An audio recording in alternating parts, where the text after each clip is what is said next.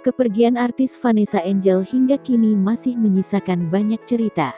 Hingga kini bahkan masih ramai jadi perbincangan warganet soal hak asuh anak semata wayang mendiang Vanessa Angel dan Bibi Ardiansyah, Gala Sky.